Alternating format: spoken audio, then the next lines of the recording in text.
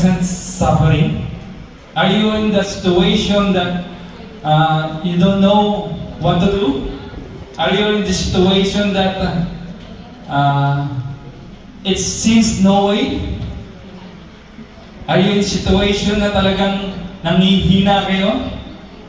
Amen? Ngayon pong araw na ito, this day, we will discuss and we will tackle regarding of the present suffering. Amen? Sige po. We can see that our title today is The Present Suffering Reveals God's Glory. Amen? Naniniwala po kayo doon? Sige, can you raise your hand if you are believing that the present suffering reveal the God's glory? Amen? Sige po, tingnan natin kung makaka-raise pa kayo ng kamay mamaya. Amen? Sige po, pag-usapan natin, we tackle regarding of suffering and battles. Amen? That's why I've asked you, each one of all you now, if you are facing a situation right now, you know, we are in the flesh. We are in this world, this real world, with the namumuhay tayo sa mga makakasalanan. Sa mundong sobrang makasalanan. Makita niyo sa balita, nabalitaan niyo ba yung mga balita? Talaga naman. Kaya sabi, mahiya naman kayo. Amen? Harapan lumo, no? Harapan lumo.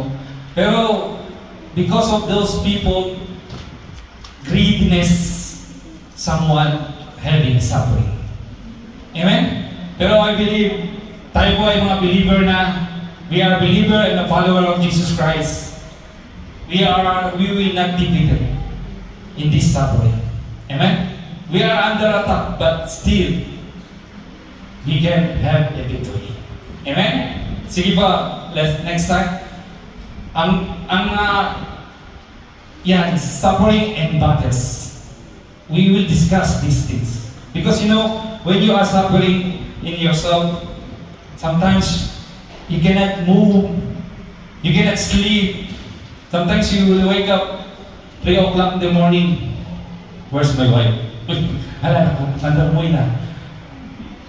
If you are alone, okay, tama. If you are here, the joy and happiness here because we have a fellowship. But if you are alone in your room, you will think, why I'm still here? No.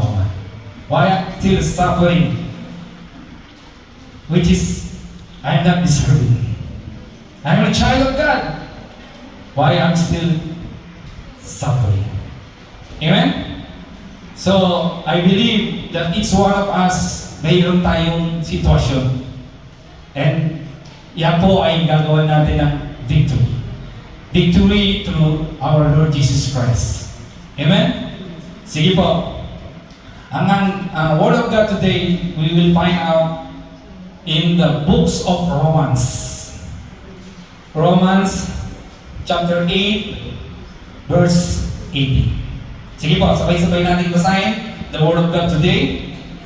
1, 2, 3. I consider our present suffering are not worth comparing the glory that will be revealed in us, in you, in me, to everybody. Amen? This is the Word of God today. Amen? So let us stand and ask a prayer and blessing for the Word of God. Revelations and blessing. Let's bow our head. Hallelujah, Lord Jesus. Maraming salamat. Thank you so much for today, Panginoon, for the opportunity that you have given to us, for the life you have given to us, for the strength that you have given to us. Lord, thank you so much. You are the God of God, the Lords of Lords. You never change, yesterday, today, and forever. You are Alpha and Omega, beginning and the end, Panginoon. You are the omnipresent and present, Panginoon. You are the power and almighty God, Panginoon. And you are faithful God. Dakila ka at tapat sa amin, Panginoon. Lord, pakalinisin mo ang aming mga puso, patawarin mo ang aming mga kasalanan. We humble ourselves before you, Panginoon. Salamat po, Panginoon, for your forgiveness. Lord, your word reveal to your children, to your people, Panginoon. Speak to your people. Speak to your congregation. Salamat po, Panginoon. Thank you, Lord. Lord, use me as your empty vessel. Use me as a mouthpiece. Itago mo lang ako sa iyong likuran, Panginoon. Makita ang iyong pangalan at kapanalan araw nito, Panginoon. Let your glories reveal in this place, Panginoon. Despite of our present suffering, despite of our situation, you are the God who see our situation in each one of us, Panginoon. Nakikita mo lahat, Panginoon, ang bawat sitwasyon ng aming buhay, Panginoon. Lord, let this suffering empower us to walk in our Christian journey, Panginoon. Salamat po, pinupuri ka namin, sinasamba, binawalati. In Jesus' name, amen. Amen. Sige po, maaari na po kayo po. Yan, praise God. Okay po po kayo? Pinapawisan na ba? Praise God. Sige po, i-work out ng mga admin, yung mga maintenance ng hotel. Hanggang by praise God, by glory of God, maaayos din yung AC na yan. Amen? So yun na po, Romans 8:18. Ito po yung sinabi ni Paul sa mga tiga-Roman. So, mga Christian and believer, this is a statement of Paul. He wrote a letter to the Ephesians, to the Roman. Makikita na encouragement to the believers means Christian, means they believe with Jesus Christ. They accept Jesus Christ as His Lord and Savior. Ito po ay encouragement sa lahat that we have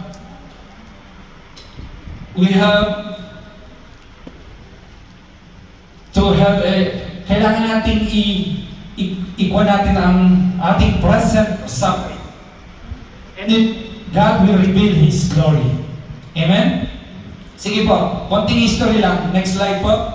Ang sabi po doon, Paul wrote this letter to the Romans around AD 57, which mostly from Corinth, addressing the believers, both Jews and Gentiles in Rome. And nga po, i-write yung letter nila because on that place, in that moment, after death of Christ, AD 57, napakataas na po ng persecution. Rising the persecution sa mga Christians sa Romans. And then Paul speaking inspired the Holy Spirit, giving encouragement to the Romans Christians who were already facing hardship, which faced even greater persecution under the Roman Empire. Amen? On that time, nakakilala na sila, natanggap na nila si ating Panginoon. But there's still persecution, grabe ang persecution noon. Amen? They are facing a hardship which is faced even greater persecution under the Roman Empire. Ganun na lang po ang persecution ng Roman Empire sa mga Kristiyano. You remember po, it's also a persecutor sa mga Kristiyano. And now, he's giving advice to them. Amen? Giving this letter to the Christian, to the Roman, that we have to bear this present suffering to reveal the God's glory. Amen? Persecutions rising in the old times, persecution was yet it was, but it was building. Unti-unti lang nag-build yung mga persecution. Tandaan niyo po, panahon sobrang daming persecution sa mga Christian. Even today, in the lots of persecution to Christians in China, in everywhere in the world, in India, that there are persecution, there's a persecute the Christians and believers. And a few letters under Emperor Nero, believers in Rome would suffer brutal persecution, even death. Ganun po katindi, no? Yung persecution nila. Nag-stand sila ng faith, they stand their faith even there are brutal persecution, even death. They stand in their faith. Tayo po, okay pa po tayo dyan? Kaya po mainit? We will stand. Amen? Words prepare them of this. Yan po yung history kung bakit ni Apostle Paul wrote this letter to the Christian inside of the road. Amen? To encourage us. That's why today, Lord's speaking to you. That if you have a situation right now, facing some situation that you cannot handle, encouragement to you. Today, the Word of God from our living God, encouraging you, bear this present, but it will not be conferred in the God's glory. It will be revealed to you. Amen? Do you believe that suffering there is a purpose? There is a meaning? Yes. Amen? I believe so also. Amen? Suffering is kind of maraming kind of suffering which is we cannot bear sometimes if you are focusing in the suffering. If you are overwhelming in the pain and suffering. Amen? Nowadays, ang testimony sa inyong lahat. Maraming salamat po sa prayers, no? Sa mga nag-pray sa akin na last Wednesday I was in the hospital and nagka-become had a vertigo and then nahilo po ako and then diretso sa hospital. But we conquer this suffering, this attack of enemy. Amen? So, welcome po mga kapatid. Praise God. Ayan, marami pa silang dumarating. Glory to God. Amen. Sige po. Welcome po. 5 years. Hanapin na lang po kung pwedeng makaupo sa ayan. I-assist na po nila. Thank you. Thank you. Praise God. Glory to God. Amen. Amen. Sige po. Next slide tayo. There is a different kind of suffering. You know? Amen? There's a different kind of suffering. I have two here. Different kind of suffering which is visible and invisible. Amen? There's lots of suffering. We can see physically and we cannot see physically. Amen? You remember Jesus rebuked the storm in Mark 4:39. Sometimes suffering, we are rebuking the suffering, the visible suffering. But we are not rebuking the invisible suffering. The root, kung saan ang gagaling ang suffering. Amen? Jesus rebuked on that moment when they are in the boat with the Peter and the disciple. Mayroon pong bagyong napakalakas. There's a storm, very strong storm. Then, you can see Jesus rebuke the wind, which is wind is invisible. Amen? Wind is invisible. You can feel it, but you cannot see it. You can smell it.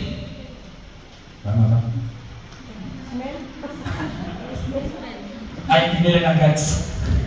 Minsan po naaamoy yan. Sometimes you can smell. Ay, hindi pa rin nila na-gets. Ang nababagal niyo. Di ba? Liwag na lang. So, wind is invisible. You can feel it. But this true wind goes to the water. No? Pumalo sa water, then that's why it become a wave. You get me? Amen? There's a storm on that time with Peter, disciple, and Jesus Christ. And they woke up of Jesus Christ. Sabi niya, Lord, tulog ka naman dyan. Meron na, bumabagyo na. you are still sleeping there, but we are so terrified on this storm. But you know, sometimes suffering, hindi natin nakikita. If you cannot see the root of your suffering, you will rebuke only that visible suffering. And it will be repeated and repeated and repeated again. Your suffering. Amen? Kaya po yung story, paulit-ulit na lang. Paulit na lang, daan ng daan. Ang daming storms, so many storms. How many storms passing by in the Philippines? Ang dami po, no? Naubos na yung letter, A, B, C, D hanggang Z. Sa dami ng storm. Sa inyo po sa buhay niyo, sa storm ng buhay niyo, ganun ba karami? Naubos ba yung letter? From A to Z? Iba, nag-anniversary pa? Nananatili? You know, you need to understand how to review this suffering, how to review the storm. Jesus did not rebuke directly to the waves. That waves is falling overflowing to the boat, to the boat. You know? Yung po yung nagkakos ng tulak, tinutulak siya. It cause of maybe they will sink, the boat will sink because of the water inside the boat. Amen? But Jesus rebuked the wind so that this wave will become in quiet. Amen? Then, mawawala na yung kanilang fear and doubt. You need to understand that the cause of your suffering, the root of your suffering, you need to find out why I am suffering. Maybe, pag-aaralan natin mamaya. Amen? We will tackle about this different suffering that maybe you are having the same situation right now. Amen? You get my point? That you should rebuke the wind. Amen? Next. Ayan po. Next slide. Invisible and visible suffering in the Bible verses. Marami po. Napakaraming mga Bible verses na nagsabi na this suffering is detailed in the Bible. Kagaya na rin po dun sa crippled woman. Spirit of crippled woman. Ano ba yung crippled? Kuba. Kanya po, 18 years siyang kuba. Amen? Visible, no? 18 years kuba siya. Ganyan siya ng lakad. Amen? He walk like this. And he is seeing only the dust and the feet of others. 18 years. Imagine suffering 18 years. Huh? But, you know, when she encountered Jesus, he see the heaven. Amen? From crippled woman, she can see the heaven when she encountered Jesus. Amen? Kayo po, amen. Sa ating mga buhay, when we encounter Jesus of the suffering of this, it is only a temporary. Amen? It's a present suffering that it will be revealed of the glory of God, of the glory of Jesus Christ. Amen? Imagine, ayan po, istorya, Luke 13:11, and the woman was there who had been crippled by the Spirit for 18 years. She was bent over and could not stand up at all. Imagine 18 years ka kuba, cannot stand straight. Then Jesus encountered her. She glorified our God. God's revealed His glory on this woman. 18 years is not the end of his life. It is only a beginning. Amen? Meron po po, yung pong naalala niyo yung strong high fever. Nagsasuffer doon sa mother-in-law ni Simon. Sino po si Simon? Amen, si Peter, no? Time na yan. Yung po ay suffering of the high fever. They asked Jesus to help her. At sabi po sa Luke 4:38-39, Jesus left the synagogue and went to the home of Simon. And now Simon's mother-in-law was suffering from the high fever, and they asked Jesus to help her. So he bent over and rebuked the fever and left her. So he got up once and began to wait to them. Physically, no? Visible. There's a fever. Maybe there's an infection in his immune system. Amen? Visible. You're suffering. If you are sick, you are suffering in physical body. Amen? So, ito po yung mga halimbawa. This is an example of visible suffering in the Bible. Amen? At the sunset, people brought Jesus to who had various kind of sickness, and laying his hand on each one. Pwede mong review. There is a way to review this fever, this sickness, this everything that you can see. That you can see of suffering. But moreover, demon came out, many people shouting, "You are the Son of God."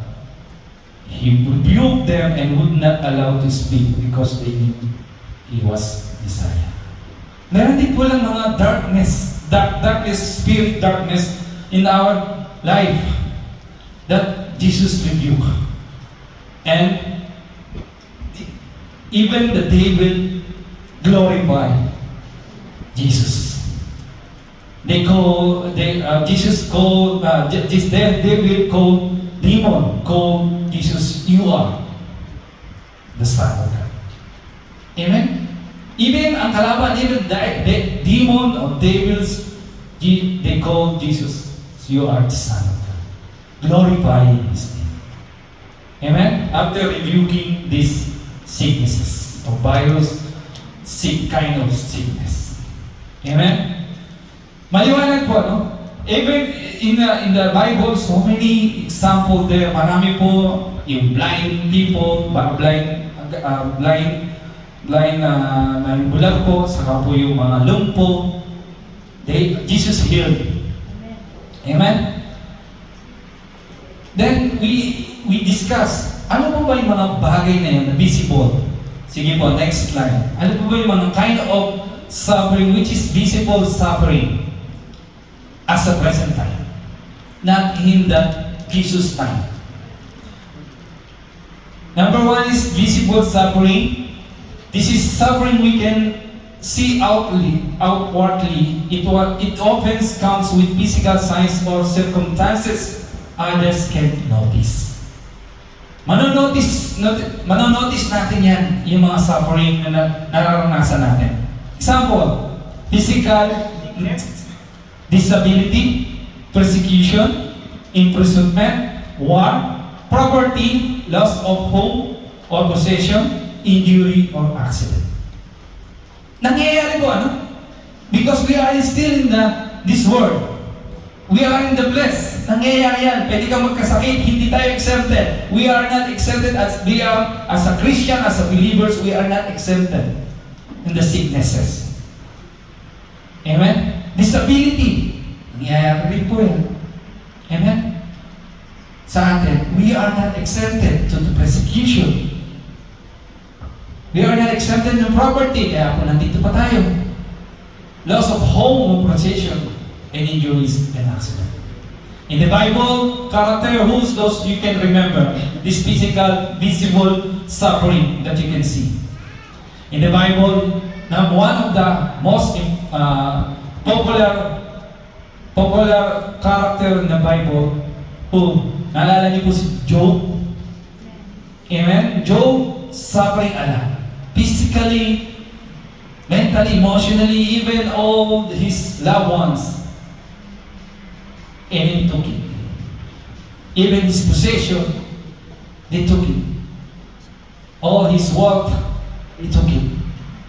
Lalo na po yung painful source. Alam niyo po yung nagkaroon siya ng disease in the skin. Imagine if you have that disease in the skin, how you will suffer. It's painful, no? Isang sugat nga lang po, one wound, isang sugat lang, sakit-sakit na. Lagyan mo na ng bati. But if whole body, from head to toe of Job, suffering is painful disease, skin disease. Amen? Even Job is rightful. He is righteous in the eyes of God. Imagine, he is, as Bible tells us, Job is righteous person. He give everything, follow what God's commands him to him. Hindi rin siya exalted. He is righteous man, but still he is not exalted in suffering. Because why? Dahil gawa ng kaaway. Because inalaw ng kaaway. And our God allowing this suffering to us. Amen? Bakit inalaw? Why God allow this to Job? Bakit niya inalaw? Why? Huh? To taste what is the pain and suffering? Huh? Pain. To taste the faith. Amen. Praise God. To test the faith of Job. Kung bibigay siya sa faith natin. For us, na-test na ba natin ang faith natin through suffering? Marami na. Praise God. Kaya naman po nandito tayo. Amen? Sa tuwing na punta tayo sa simbahan, lumalakas tayo. We are strengthening. Lumalakas, kumukuha tayo ng lakas sa ating Panginoon. Amen? Paul also beating and shipwreck. Alam po yun sa 2 Corinthians 11:23-24. Napakaganda po. Makikita niyo kung anong suffering Paul on that time. Then, of course, Jesus Christ. Jesus' crucifixion and very public and visible suffering. Kitang-kita ang suffering ng ating Panginoon. But through suffering of Jesus Christ, there is a purpose. We save, everybody saved, and wash our sins through His blood. Amen? We believe that suffering, there is a purpose. Amen? But, sometimes why we are still suffering? We know we are having Jesus Christ. We accept Jesus Christ. We believe in Jesus Christ. But still we are facing the suffering. Physically, we can review visible, we can review the suffering. But how about invisible suffering? Maybe sometimes our suffering is because of us. Amen? Because you are opening something to devil, to the enemies. Amen? Sige po, discuss natin naman yung invisible suffering. Sige po, next slide. Sabi po, invisible suffering. This is suffering that cannot be seen with the eyes. It's happened where? In our mind, our heart, and the spirit. Amen? Example, doubt, anxiety, depression, loneliness, idleness, rejection, betrayal, greediness, jealousy, spiritual struggles like fear, doubt, guilt, condemnation. Amen? This is like the same wind that you cannot notice you have in your heart. You cannot rebuke it because you cannot see. It will be fully, pulyet yung mind nyo, yung puso nyo, and it will cause of destruction. Amen? In the Bible character, napakarami po niyan. Amen? Unang-una, the first couple in this earth, Adam and Eve, doubt and curiosity. Amen? Praise God. Bakit sila nag-fall? Why they have fallen in the sin? Because of the curiosity and doubt. Amen? Nag-start ang sin sa kanila. Then, sino pa po? David. David, yung alam niyo po, yung pagiging lonely, sa yung idol, nagiging open din yan sa kalaban. Loneliness and idleness. Why David become a sinner? Because he's lonely and alone. Instead na sumama siya sa gera, nagpaiwan siya doon sa kanyang palasyo. Ano nakita niya? Si Bathsheba na nasa bath na nanaliligo.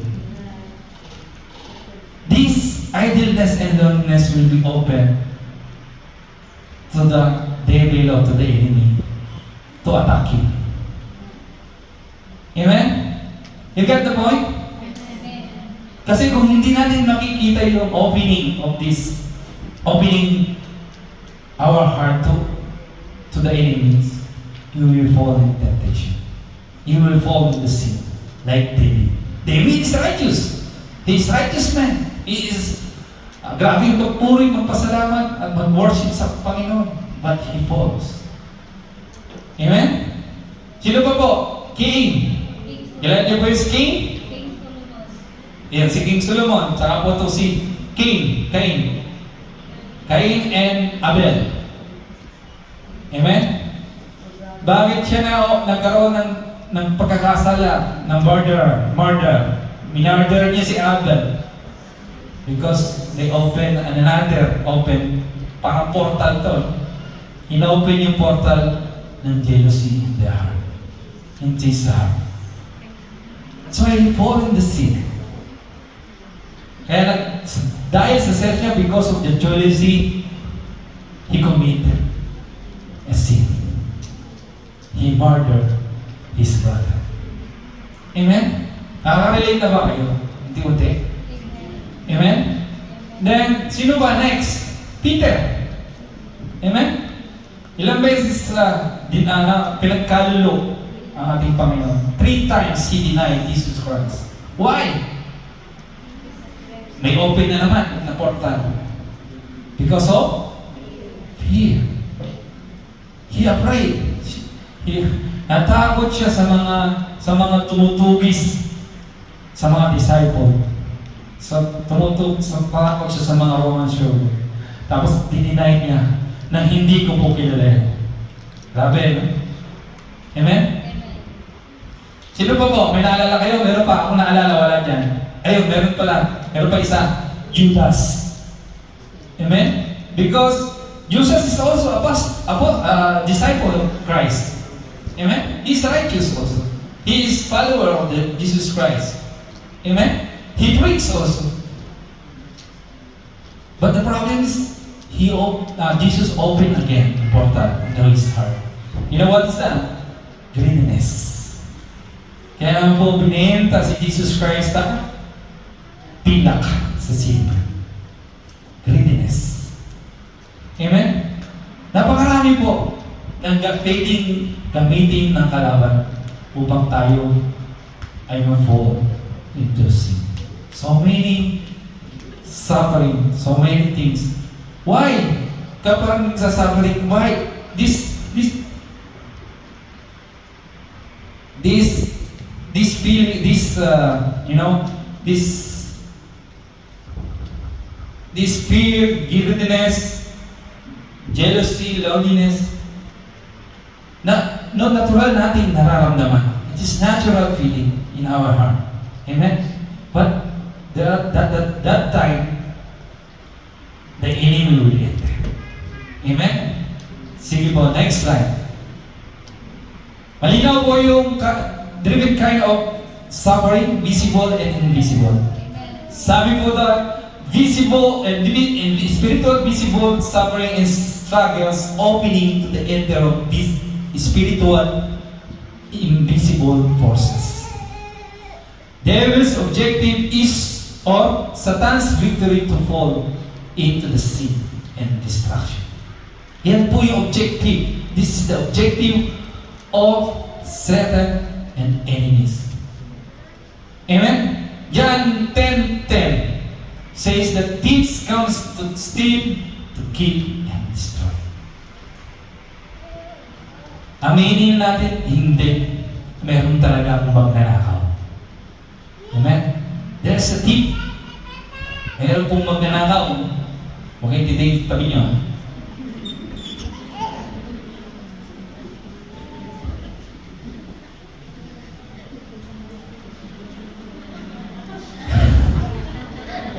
Taga. Hindi ba? Joke lang po. Pero totoo, no? Still, he will not knock when he wants to steal something. He will come surprise. Hello. And he will take advantage that no one will see. Huh? Yun ang advantage niya. Amen? So, take advantage na wala nakakakita. Ganon din sa puso natin. Pag habang wala kang nakikita, they will take advantage in you. Amen? Ang problema, yes, suffering, present suffering, it is painful. And it is real, mga kapatid. Totoo ang suffering and present suffering. But it will cost you. Amen? Ano po yung mawawala if you are having a suffering? It will cost us by losing of joy, peace in our heart. Yun po ang pinakamasakit doon. Yes, we can bear the suffering, we can bear the pain. Yes, we can stand, but sometimes we lose. And if you lose, the joy and peace in your heart will take it away. Amen? That's why sometimes, minsan nagutsing ka na lang ng umaga, yung passion mo sa ministry, nawala na. Yung joy mo sa pagpunta sa church, nawala na. It's taking away the joy when you are entering this hall. When you are doing your ministry, one night, one day, you realize there is no joy anymore. Why? Bakit? Our passion, una, sipag natin. Amen? Early morning, we'll come to our church, do all the ministry. Hindi pa sapat yun, we will go to other church and do our ministry. We are so passionate before. But now sometimes, ano nangyari? Why? You ask ourselves why. Sometimes it's good to ask ourselves why I have a feeling like this. Where's the joy? We cannot allow it because Jesus Christ died for you, for us, for each one of us to have a joy, to have a joy and peace in our heart. Sayang naman, it is wasted if Jesus already died in the cross and this joy is in your heart. Why? And po, si Joy, hindi po si Joy po. Andiyan lang po si Joy. But really, this joy can be lost and can be taken away because of the present suffering. Amen? Our passion, ministry, unity, joy, and peace can be lost. Amen? One of the fruit of the Spirit, joy and peace. Amen? Sige po, but joy and peace can be lost, but we can bring it back. That's the question. The joy and peace, yes, it can be lost, but we can bring it back. Amen? Do you believe? Parang wala. Hindi mo maniwala? Ayaw mo maniwala? May babalik tong joy? Sometimes, gising ka ng madaling araw, ano nangyari? Bakit ang lungkot ko? Kasi umuwi na sila.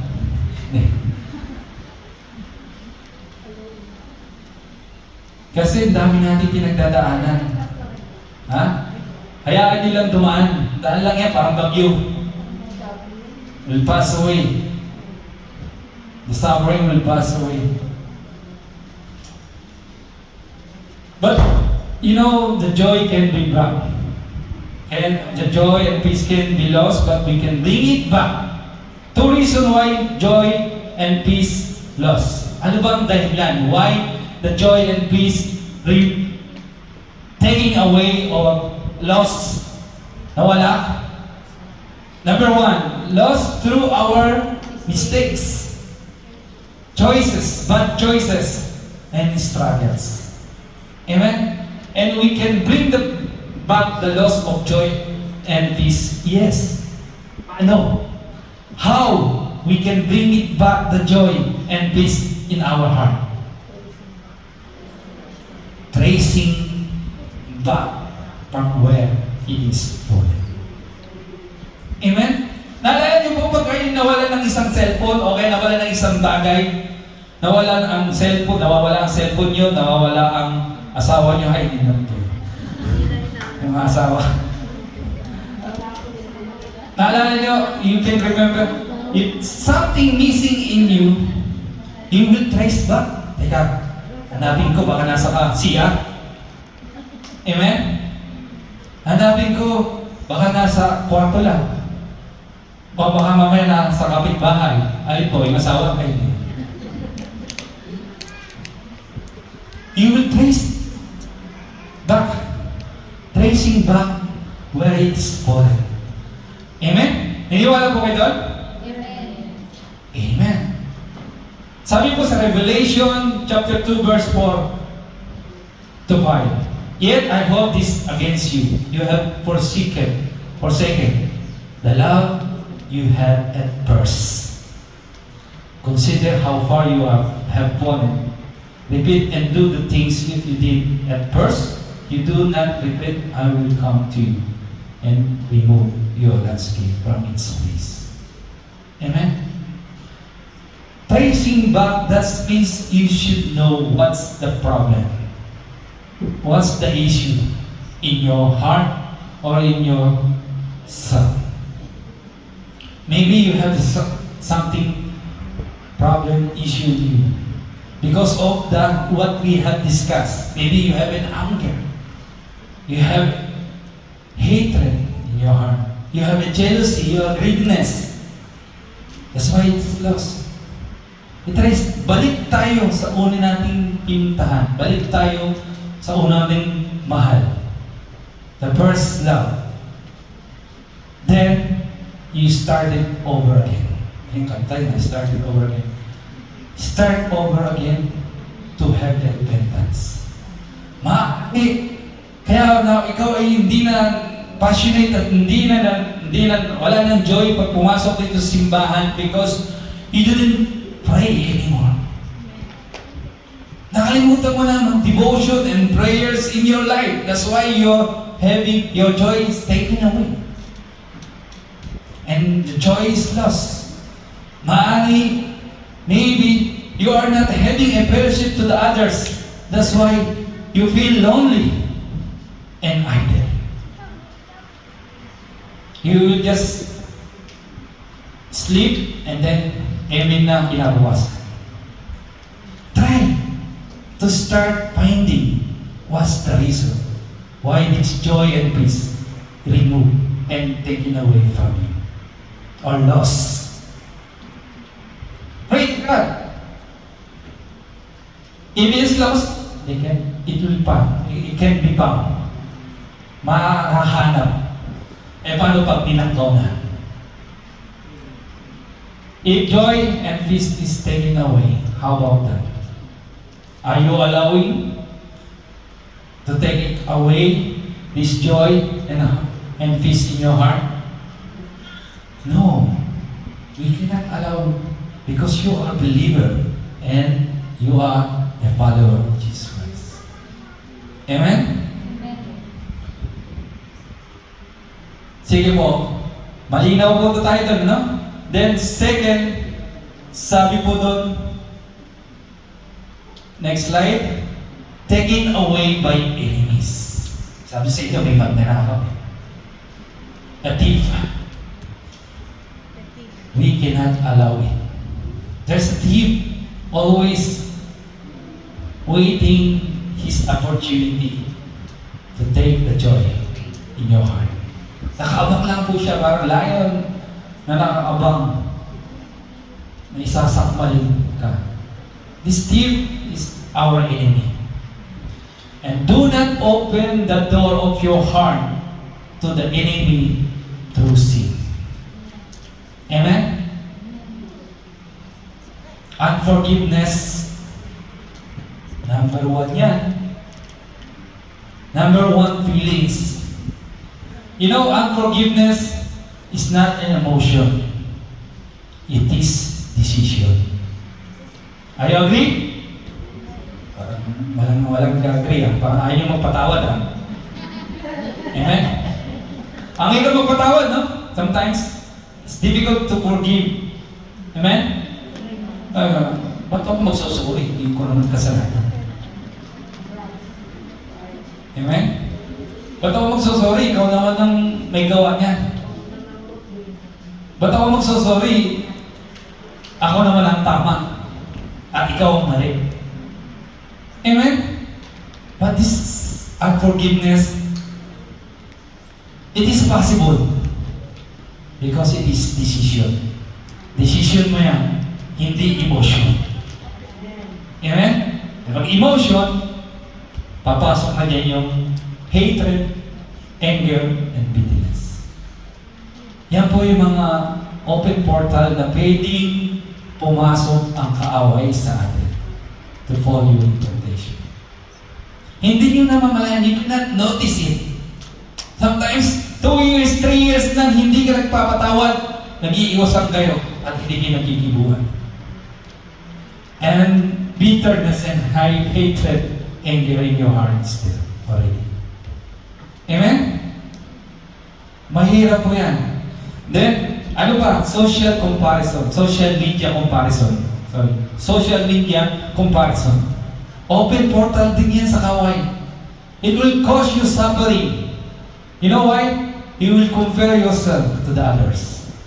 You will see so many things, so many good things in the social media, especially Facebook. You will see your colleague, your classmate. Wow, classmate. Ang yayaman na nila. Ang ganda na ng pamilya nila. Masaya na sila sa buhay nila. And you will compare yourself. You will compare to the others. That's what you will see in your social media comparison. In social media. There is one more portal to open enemy. To put in your heart the jealousy and greediness. And one day you will not notice that nagsiselos ka na sa iyong classmate o nagsiselos ka na sa mga tao mayaman tulad ng mga nasa DPWH. Ay, sorry.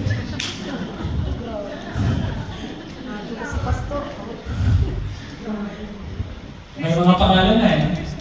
Yan ang napapala na nag-iisa, lagi nanonood ng balita. Grabe, no? Mga sports car, luxury car. Grabe sila. Diba? Amen? Tapos samantalang the people are suffering because of their greediness. People is swimming. Injury pa sila. May injury naman sila. Nagsiswimming doon sa baha. But someone is lying in the bed of roses.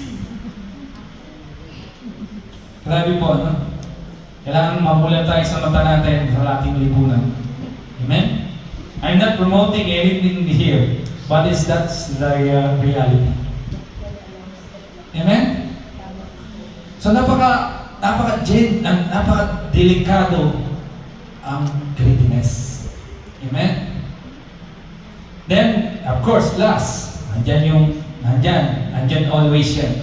As a woman blessed, as a blessed pa tayo, you feel this pangailangan niya ang ating katawan niya. It will be having open portal to go to the pornography, to sound you will pollute in our mind. Amen? Isolation and busyness. Yung mga, sige dito lang ako sa bahay, ako nang pumunta ng church. Then after all, you will realize ang dami mo na palang iniisip and there is an anxiety already. Amen? Okay lang, dito lang po ako. I will isolate myself and I will not go Introvert ba tawag doon? Introvert? Ha? Yan. Doon lang sila sa bahay. When you realize you have an anxiety already. And anxiety will cause life. Napakadelikado ng anxiety. Amen? Busyness. Yung namang sobrang busy. Sobrang busy. Halos wala ng oras sa Panginoon at halos wala ng oras. Yung mga babae, kuratsa daw. Ayan. Puro part-time, puro wala nang ginawa kundi umanap ng pera. Hindi ko naman sinasabing hindi ko pinopromote na hindi tayo maghanap buhay. But kailangan we have to be balanced. Balance po tayo na make sure that they will not be falling sick in business. You will not forget our God. You will not forget our living God. To pray and to worship Him. Amen? Pride. Yan pa isa pa malaking problema. Pride. Amen? Because of without humility, you are so proud of yourself. Napaka-delikado. Even Satan, the falling star, the falling angel, fall in this portal. Pride. Amen? Napakahirap. Then, materialism, greediness. This is cause of suffering. When you fall and enter to this open portal to the enemy, it will cause you, the battle will be equal to loss, and you will lose the battle, and you will heavy escapade. You will suffer a lot pag natalo ka ng enemy. If you lost with the enemy. Sige po, next slide. Bilisan na natin. Magutom na yata kayo. Nandiyan po ba kayo? Amen? Ang sabi po, we are under attack of enemies. Are you believe? Enemies always there. The thief always there. We are in the battle. If enemy wins, we will experience suffering. Totoo ba, ano? If enemy wins, kasunod na niyan, suffering. You cannot handle your finances. Utang dito, utang doon.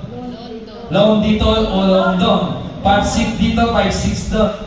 Then you will notice you will suffer. Wala ka nang masahod because of the interest. You're paying interest of that such loan. Big, high interest. Amen? Natalo kayo. You lost. Amen? Meaning, battle loss. Battle equal to loss and equal to suffering and pain. Amen? Spiritual equation of faith. Without God and with God. Paano natin i-deal itong battle na to? You will deal the battle. How?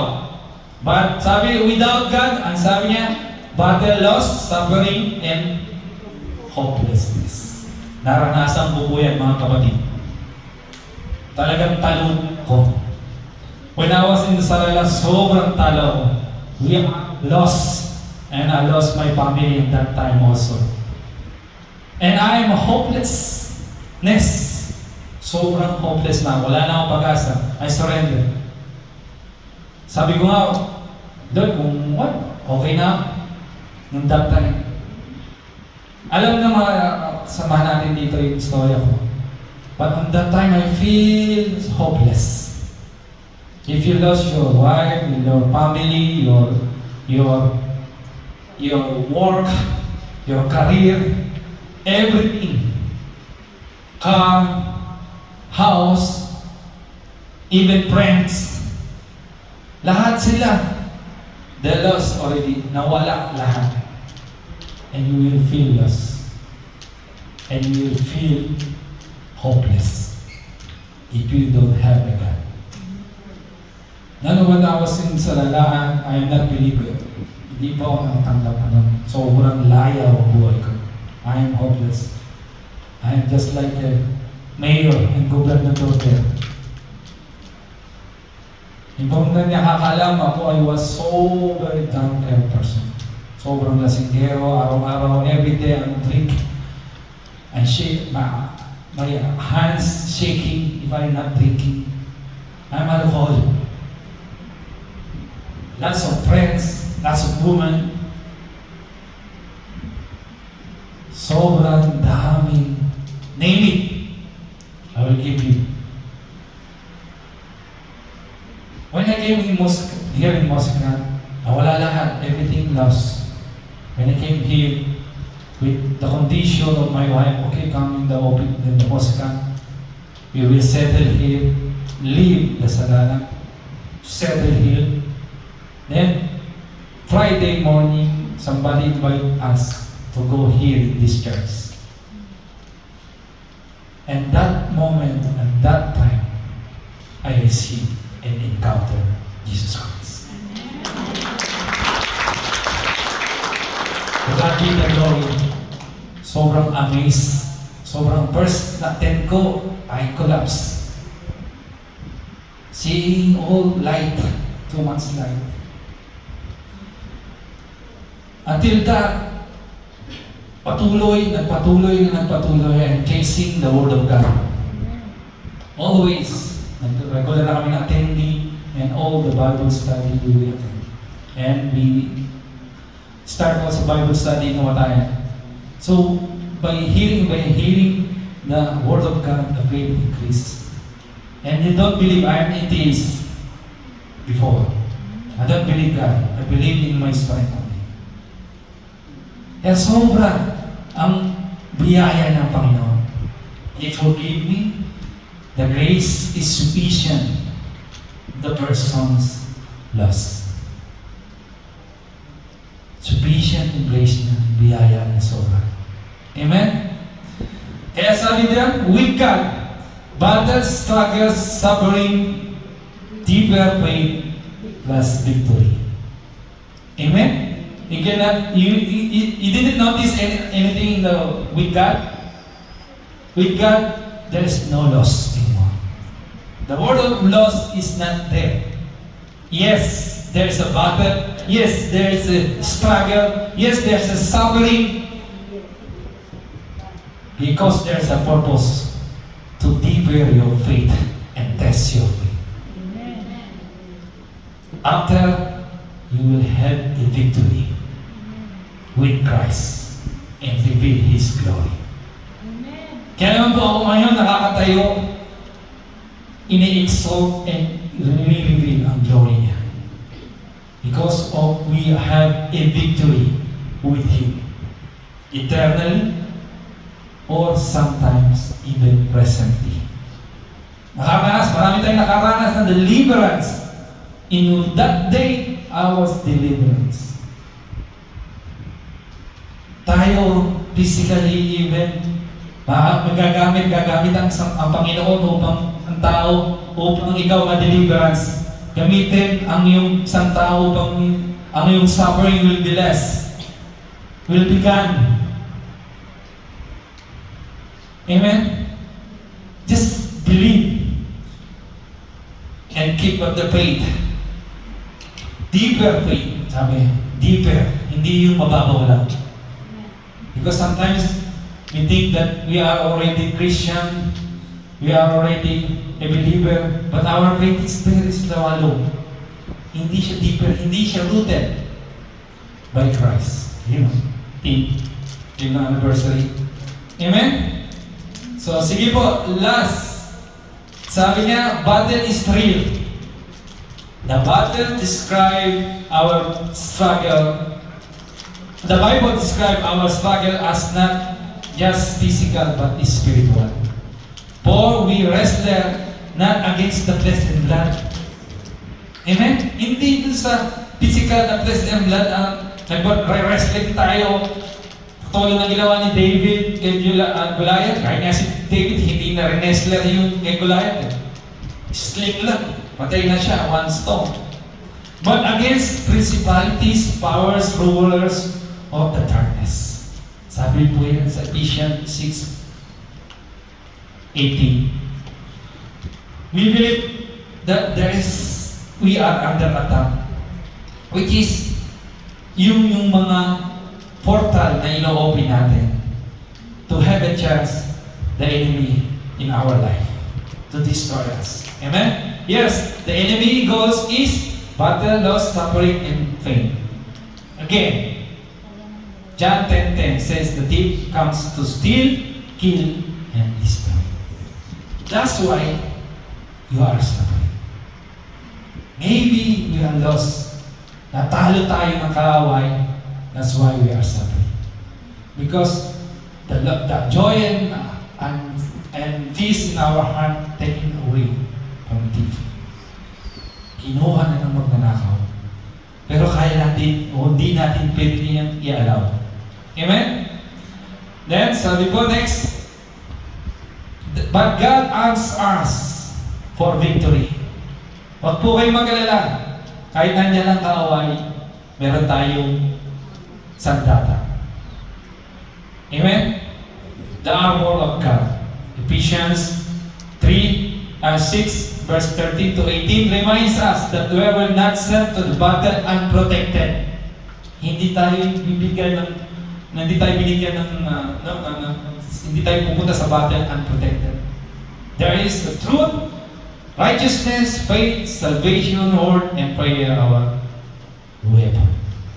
Diyan po makikita yung armor of God, baluti, that you should put every time that we have a battle. The armor of God. The truth of death. Amen? Righteousness, breastplate, righteousness. Amen? Shield of faith. Panangga. Salvation. Helmet of salvation. The sword of Word of God. Ang isa lang na tanging panglaban natin. Then also a prayer, which is our weapon against this invisible suffering. Amen? We will not allow the enemy to win. Amen? In Christ, the equation shift like this. Battle plus God's perseverance, God's presence equal to refinement and growth and victory. Refinement. Say everybody, refinement. If you not going to suffering, you will not test. You will not test your faith, and you will not having a refinement. You know, maniniwala ba kayo the great experience and the great teacher is your experience? Amen? When you experience this suffering, we just think that this is only a test. This is things that we just think that this is refinement of myself, refining of my spiritual life. Don't focus that this is painful. Don't focus on the suffering. Don't overwhelm to the pain. You think that this is having a purpose in our life and meaning in our life. Kaya po, ang Christian lumalago ay tinetest ng Panginoon. Tinetest ng tadhana. Amen? Kaso, puro test na lang, hindi na lumago. Why? Because you are not seeing. Nakapokus lang po kayo doon sa pain and suffering. Amen? Sige po, next. Ang sabi, we are seeing pain and suffering but not in the point on purpose. Yun po yun. Because we see it is painful. Yes, it is real, the suffering, but you are not focusing the point and purposes. Ano ba ang dahilan kung bakit nangyayari sa akin ito? Amen? Sabi, instead of being overwhelming by the present pain, we are invited to see suffering in light of eternity. It is not about the denying the pain, but about remembering the God's promise, far away from the multitude of faith. Amen? Hindi naman natin maiiwasan talaga yung faith. is there. It is real. The suffering is real. Kaya po na tayong pupunta rito para mapalakas tayo. But you need to focus what is the point and what is the purpose of God in your suffering. Amen? That time you will realize, one day, salamat, thank you Lord, for the suffering. Because I am refined already. I am matured already. And I can stand to any suffering that you will give. Amen? Then, sabi po, pain and suffering, there is reason and purpose. Paul is reminding believers, balik po tayo sa main verse, that suffering, while real and painful, it is temporal and purposely and purpose. Our struggle are not meaningless. Iniwala po kayo doon? Ano yan, meaningless? Ano sabihin,